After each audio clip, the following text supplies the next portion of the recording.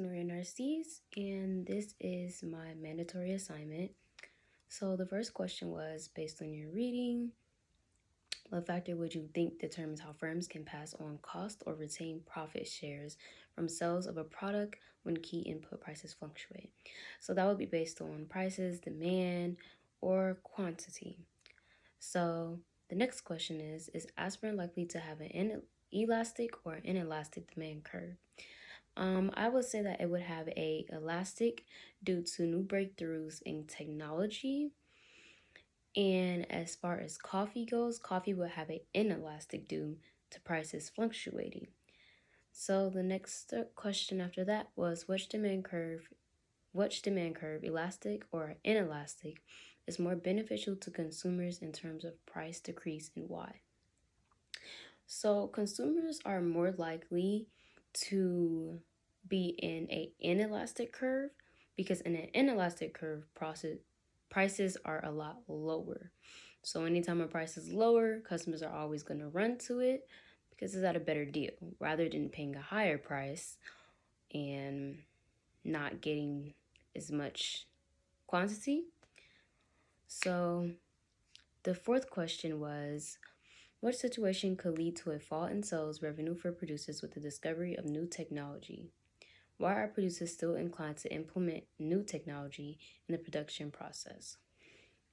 So, prices definitely would have to raise, but at the same time, I'm sorry. So, prices in technology would raise for them because it's newer and it's better. Although sales will go down because not everybody is willing to buy it at a high price. So most firms will still implement new things due to the fact that if your product is not up to date and it's not changing and is not getting better in ways that people can actually use it, most of the time other firms will probably create something better and probably knock your firm down as well. So that's why it's important for firms to evolve and change and update their things so that it's better. And although sales would possibly drop, it is better for them to keep updating because eventually people will evolve into it and they will let go of the stuff that is not as updated. So, yeah. And then the last one is, which of the two graphs would you apply to the market for agriculture products? Please explain what would happen to prices and quantity.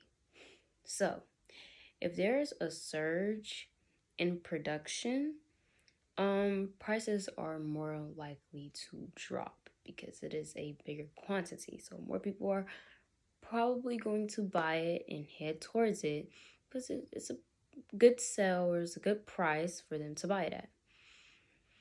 On the other hand, if there was poor weather or other factors with supply of crops decreasing, the price would definitely go up way more and the quantity would be lower.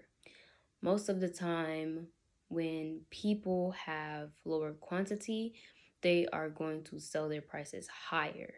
Just for the fact that they don't have a lot to give. So if a person was to give you, for an example, a candle, and the candle was like $20, less people are more likely to buy it at that price just for the fact that it's very expensive, but you don't have a lot to work with. Same thing with the weather. If there is not a lot of crops for people to farm, they're going to have to sell what they got, which is a lower quantity, and they're going to have to sell it at a bigger price so that they're still getting their profit coming in for their business. So, yes, and that would be the last question of the mandatory assignment, I believe. So, thank you.